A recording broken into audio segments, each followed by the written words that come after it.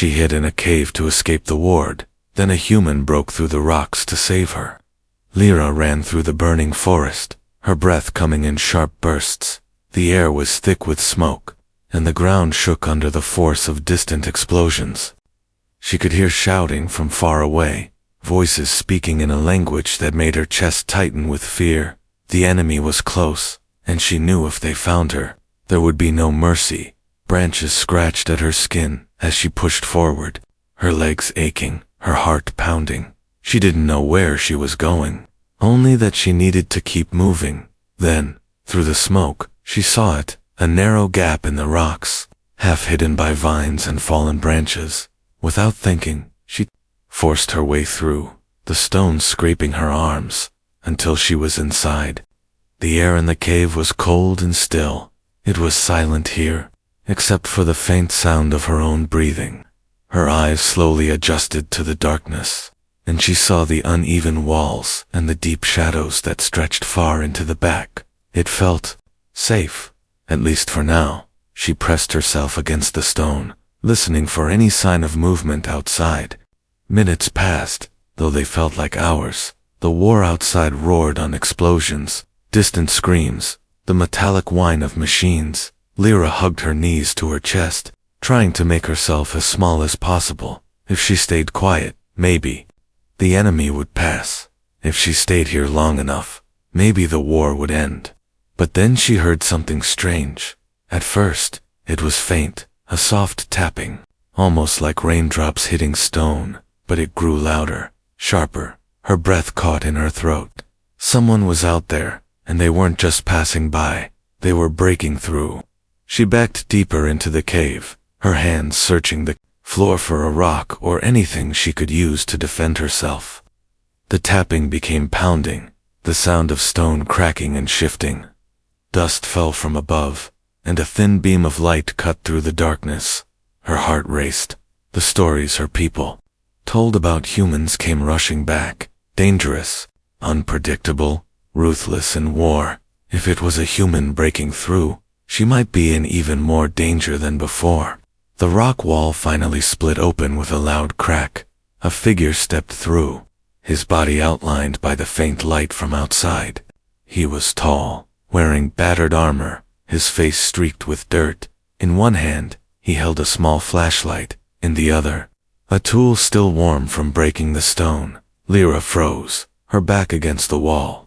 The man's eyes found her immediately, but he didn't raise a weapon. Instead, he said something in a calm voice, his words slow. "It's not safe here." She didn't move, she didn't answer. Her mind screamed at her to run, but her body wouldn't listen. The man took a slow step forward, his light shining over the rough cave floor. "I'm not here to hurt you," he said. Another explosion shook the ground, sending small rocks tumbling from the ceiling. The sound outside was getting louder. The war was coming closer. Before she could decide whether to trust him or not, part of the cave wall behind her cracked, sending a spray of dust into the air.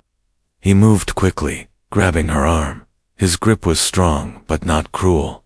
"Come on," he said, pulling her toward the opening he had made. She tried to resist, but another loud crack from the ceiling made her flinch. She realized if she stayed, the cave might bury her alive. She let him guide her, stumbling through the narrow gap and into the smoky light outside. The air was worse here, full of heat and the smell of burning metal. She coughed, blinking against the glare. The forest around them was broken, trees torn apart, the ground littered with glowing pieces of wreckage. Far in the distance, she saw the red beams of enemy drones sweeping through the smoke. The man kept hold of her arm, pulling her down a slope toward a line of fallen trees. "We have to move," he said. She finally found her voice. "Why are you helping me?" she asked, her voice shaking. He didn't look back. "No one should die in a hole," he said simply.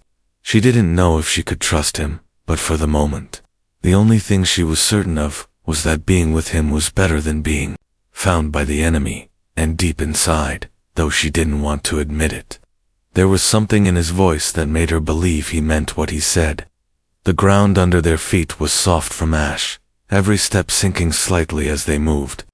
Lyra's breath came in short bursts, but the human did not slow down. The sky above them was a mix of orange fire and black smoke, twisting together like a storm. Somewhere far away, a deep rumble echoed, followed by the sharp hum of enemy drones. Ethan, she heard another soldier call that name once before, kept scanning the area as they moved. His eyes quick, his hands ready. They slid behind the thick trunk of a fallen tree, just as a red beam swept over the ground. Lyra pressed her back against the rough bark, her heart pounding so hard she thought the enemy could hear it. Ethan leaned closer, whispering, "Stay low, don't make a sound." She nodded. Gripping the edge of the trunk, the beam passed, and a drone drifted away into the smoke, but the sound of its wings still lingered. Sharp and threatening, they moved again, weaving between broken stones and burning debris. Lyra stumbled once, her foot catching on a twisted piece of metal. Ethan caught her before she fell, steadying her with one arm. "You're slowing down," he murmured, but there was no anger in his voice. She wanted to tell him she hadn't eaten in days, that her legs felt like they would give out at any second. But her voice caught in her throat. She didn't want to sound weak in front of a human she didn't trust. A sudden crash to their right made them both freeze. From behind a pile of wreckage, 2 enemy soldiers emerged, their eyes glowing faintly under their helmets. Ethan didn't hesitate. He grabbed Lyra's hand and pulled her into the shadows of a collapsed wall. The soldiers moved closer, scanning the ground, their weapons raised. Lyra held her breath until her lungs burned. One wrong sound, one small movement, and they would be caught. Ethan's grip tightened. Then, without warning, he moved, pulling her in the opposite direction. They dashed through a narrow gap in the ruins, the sound of shouts following them. A bright beam sliced through the smoke, narrowly missing them. They didn't stop until the shouting faded behind them. Only then did Lyra realize her hands were shaking. They found a stretch of land where the smoke was thicker, almost like a wall between them and the enemy. Ethan crouched, motioning for her to do the same. "We're heading to higher ground," he whispered. She didn't understand why. "Isn't that more dangerous?" she asked quietly. "It's our only way to see what's ahead," he replied. They climbed a small ridge, moving carefully so loose stones wouldn't give away their position. From the top, Lyra saw the true scale of the destruction. The forest was gone, replaced by blackened earth and glowing wreckage. Far in the distance, a line of enemy lights moved steadily, searching. Ethan's eyes followed them, his jaw tight. "We have to move faster," he said, almost to himself. Lyra didn't know why this human was risking so much for her. She didn't even know his side in this war. But when another explosion shook the ground, he instinctively stepped in front of her, shielding her from falling debris.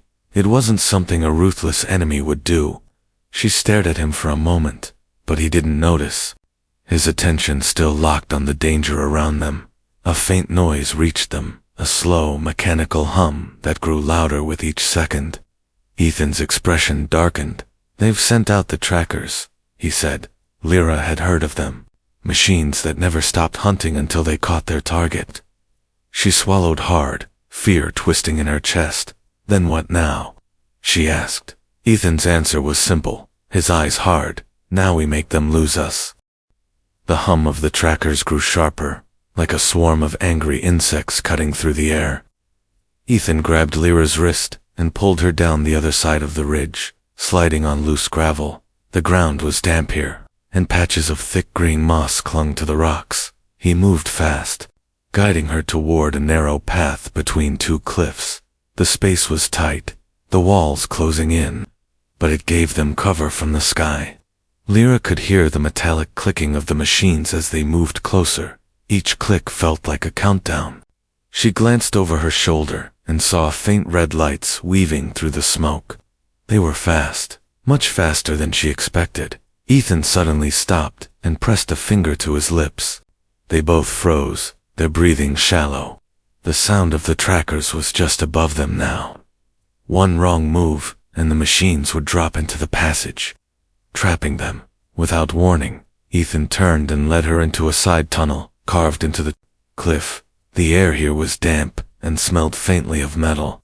Water dripped from somewhere in the darkness. Lyra's eyes adjusted slowly, and she saw strange symbols scratched into the stone walls.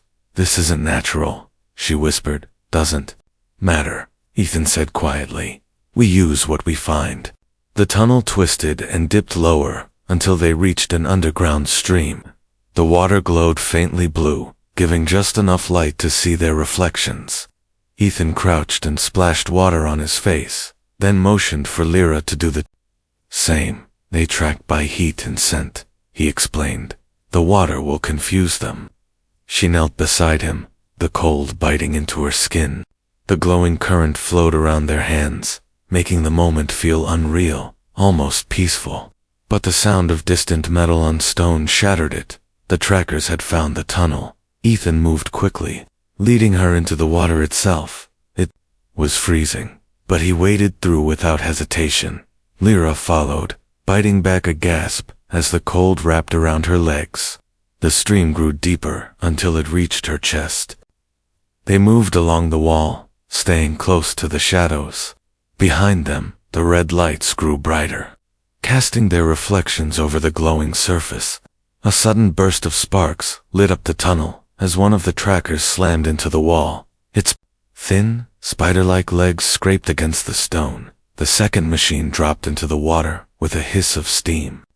Ethan turned, his weapon rising. He fired once, the blast echoing painfully in the enclosed space. The first tracker collapsed in a spray of metal, but the second lunged forward, its red eye locking on Lyra. She stumbled back, the water slowing her movements. Ethan shoved her aside just as the machine's claw sliced through where she had been. He grabbed a loose rock from the stream and slammed it into the tracker's head. Again and again until it sank below the surface. Silence filled the tunnel, except for their heavy breathing. Ethan's arm was bleeding from a deep cut, but he didn't stop moving. "We need to keep going," he said, his voice firm. They followed the stream until it opened into a hidden cave. A faint light filtered down from a crack in the ceiling, showing a way out. Ethan boosted Lyra up first, his hands gripping her ankles as she climbed. When she reached the top, she turned back, holding her hand down for him. For the first time since meeting him, she pulled him up instead of the other way around. They emerged into a silent valley, far from the burning forest. For a moment, it almost felt safe, but in the distance, the sound of war still rolled across the land, reminding them that safety was only temporary. The valley stretched wide before them, covered in long grass that swayed in the cold wind. It looked peaceful at first, but Ethan's eyes narrowed as he scanned the distance. "There's movement," he said quietly. Lyra followed his gaze, her heart tightening. Between the waves of grass, dark shapes moved slowly, their heads low, their limbs bending in ways that didn't seem natural. Ethan crouched, pulling her down with him. "They're not soldiers," she whispered. "No," he replied. "Worse, scavenger beasts." The creatures were known for attacking the wounded after battles, but hunger often drove them to hunt anything alive. One of them lifted its head, revealing a long snout lined with teeth that glinted in the fading light. The wind shifted, carrying their scent. The creatures froze, then began moving faster, closing in from multiple directions. Ethan pulled out a small flare and held it ready. "Stay behind me, no matter what," he ordered. Lyra nodded, though her legs felt heavy with fear. The first beast lunged from the grass, its claws slicing through the air. Ethan fired a shot, the blast lighting up the grass in a brief flash. The creature fell, but two more came from the left. Snarling, Lyra stumbled back, nearly tripping over a stone. Her pulse pounded in her ears, drowning out everything else. Ethan threw the flare to the ground, the sudden burst of red light making the creatures hesitate. But hesitation was not retreat. They circled, their bodies weaving in and out of the tall grass. Ethan grabbed Lyra's hand and pulled her toward a rocky outcrop ahead. "If we reach the rocks, they can't surround us," he said. The run felt endless, the grass whipping against their legs every few seconds. Another shadow darted close before disappearing again. When they finally reached the rocks, Ethan pushed Lyra up first. She scrambled to the top, then turned to see him fend off another beast with the butt of his weapon. One creature managed to clamp its jaws around his arm, and he punched it hard until it let go. He climbed up beside her, both of them breathing hard from the safety of the higher ground. They could see the beasts pacing below, their glowing eyes locked on them. "They'll wait," Lyra said quietly. Ethan nodded. "That's why we don't stay." He spotted a narrow path that wound between two cliff faces, leading deeper into the hills. They moved quickly, the sound of the beasts fading behind them. But as they turned a corner, the ground gave way beneath Ethan's foot. He fell to one knee, the dirt crumbling into a dark hole. Lyra caught his arm before he slipped completely. They peered down into the darkness and saw something unexpected. Faint lights moving far below. It wasn't an empty pit. It was an underground passage. Ethan met her eyes, and without a word, they knew they had to go down. The drop was steep, but Ethan lowered himself first. Using jagged roots and loose stones to slow the descent, Lyra followed carefully, her fingers numb from gripping the cold rock. The faint lights below grew brighter, shifting between green and blue. When her feet touched the ground, she realized the space around them was far larger than she thought. It was not just a tunnel, it was a hidden chamber. The air was heavy, thick with the smell of rust and something faintly sweet. On the far side, strange machines stood silent, their surfaces covered in dust. Pipes and wires crawled along the walls like vines, some still humming faintly. Lyra stepped closer to one of them, her reflection warping in its curved metal surface. "What is this place?" she whispered. Ethan glanced around, his hand never leaving his weapon. "Old war tech," he muttered. "And if it's still here, someone's protecting it." As if to answer his words, a sharp metallic click echoed from the shadows. Both of them froze. A small hovering drone emerged from the darkness, its single blue eye glowing. It scanned them silently, then released a short burst of static. Ethan aimed, but the drone zipped backward into the shadows before he could fire. "That's not good," he said. "Why?" Lyra asked. "Because now someone knows we're here," he replied a moment later. Soft footsteps approached. From behind the machines, a figure stepped out. Not human, not enemy soldier, but something else entirely. Her skin was pale silver, her eyes reflecting the glow of the chamber. She wore torn clothing, like it had been scavenged from different worlds. "You're not supposed to be here," she said, her voice low but steady. Ethan tightened his grip on his weapon. "We're just passing through," he answered. She tilted her head, her gaze settling on Lyra. "You," she said slowly. "You don't belong to them, do you?" Lyra hesitated, unsure what the woman meant. Before she could answer, the ground shook a deep, rolling vibration that rattled the machines. The silver-eyed woman's expression hardened. "They've found the entrance," she said. "Follow me if you want to live." Without waiting for a response, she turned and slipped through a narrow gap in the wall. Ethan gave Lyra a quick nod, and they followed. The passage twisted tightly, the walls pressing close until they emerged into another cavern. This one was filled with pools of glowing liquid, their surfaces rippling even though there was no wind. The woman pointed to a stone bridge leading to the far side. "Stay in the center," she warned. "Touch the water, and it will burn through you." Halfway across, a sharp screech echoed through the chamber. Lyra glanced back. The scavenger beasts from the valley had found another way in. They bounded toward the bridge, their claws striking sparks on the stone. Ethan moved in front of Lyra, readying his weapon. The silver-eyed woman stepped forward too, but instead of aiming, she raised her hands. The glowing pools began to churn violently, sending waves of light toward the beasts. The creatures hissed, their bodies twisting in pain as the light touched them. One by one, they fell into the pools, vanishing beneath the glowing surface. The woman lowered her hands, her breathing heavy. "Now you understand," she said. "Why I stay hidden down here." Ethan studied her for a moment. "Then you also know the way out," he said. She gave a small, almost reluctant nod. "Yes," she replied, "but it will cost you." Ethan's eyes narrowed. "What kind of cost?" he asked. The silver-eyed woman stepped closer, the faint light from the pools reflecting on her skin. "You leave something behind," she said. "Something that matters to you." Lyra stiffened, unsure if the woman meant an object or something. Far worse. Ethan's hand tightened on his weapon, but he didn't raise it. "And if we refuse?" he asked. The woman's lips curved into a small, knowing smile. "Then you stay here, until the war above swallows this place too." The chamber was silent, except for the distant dripping of water. Lyra could feel the weight of the choice pressing on them. They couldn't stay. The beasts and the enemy soldiers would eventually find their way in, but giving up something precious to a stranger felt dangerous. "What do you want?" Lyra asked finally. The woman turned her gaze toward her. "Not from you," she said softly. "From him." Ethan looked at her sharply. "Why me?"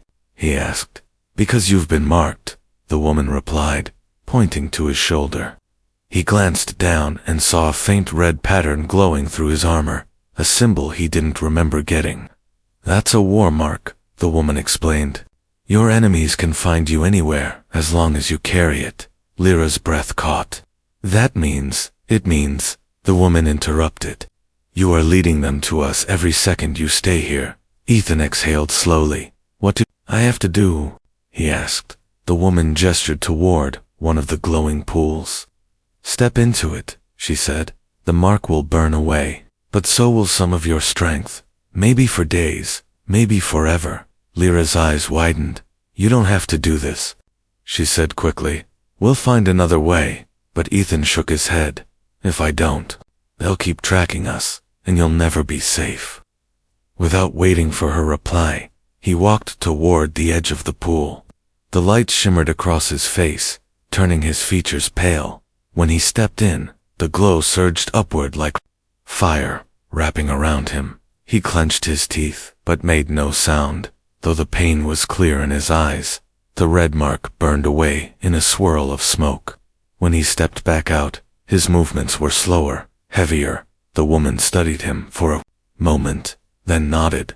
"You'll live," she said, "but you won't be able to fight the way you did before." Lyra moved to his side, supporting his weight. "Now," the woman said, "follow me. I'll show you the way out." They passed through another narrow tunnel, the air growing warmer with each step. A faint light appeared ahead, but before they could reach it, a deep rumble shook the ground. The woman stopped, her expression tense. "They're here," she whispered. Ethan tightened his grip on Lyra's arm, his voice low. "Run." The tunnel shook again, small stones raining down from the ceiling. From the shadows behind them came the sound of metal striking stone, mixed with the heavy steps of soldiers. Ethan pushed Lyra ahead, his voice steady, despite the echo of pursuit. "Don't look back," he said. The silver-eyed woman moved quickly in front, guiding them toward the faint glow ahead. The air grew hotter, the tunnel walls warmed to the touch. Lyra could hear rushing water somewhere nearby, though they were deep underground. They reached a wide opening, and the heat hit them like a wave. A massive underground river cut through the cavern, its black surface swirling fast. Across the water, a set of carved stone steps led up to daylight. "That's the exit," the woman said, "but the current is strong. Once you're in, you don't stop." Ethan scanned the far side, gauging the distance. Behind them, the sound of pursuit grew louder, now joined by the hiss of energy weapons charging. There was no time for doubt. Ethan grabbed Lyra's hand and jumped into the water, the cold shock stealing her breath, even as the current tore them forward. The woman dove in after them, her strokes sharp and fast. Bolts of red light cut through the darkness above, striking the water and sending up clouds of steam. Ethan pulled Lyra close, using his body to shield her from the blasts. The current slammed him into a rock, and pain shot through his side, but he kept going. The roar of the river grew louder. Ahead, the water dropped into a steep, foaming chute. The silver-eyed woman shouted something over the noise, but the rush swallowed her words. They plunged over the edge, the world spinning in spray and darkness. When they surfaced, they were in a calmer pool, the daylight streaming down just a few meters away. Ethan dragged himself out first, then pulled Lyra onto the rocky shore. She coughed hard, water dripping from her hair, but she was alive. The silver-eyed woman emerged last, her face unreadable. "This is where we part," she said. "The path ahead is yours alone." Before they could reply, she turned and slipped back into the shadows, vanishing as if she had never been there. Ethan and Lyra climbed the stone steps, the light growing brighter with each one. When they finally stepped out, the air was fresh, carrying the scent of rain. The war was still somewhere beyond the hills, but for now, there was no smoke, no fire. Lyra looked at Ethan, his face pale. "From exhaustion, you saved me," she said quietly. He shook his head, a faint smile touching his lips. "No," he replied, "we saved each other." They stood there for a moment, side by side, the open world before them. Neither knew what waited ahead, but both knew they would face it together.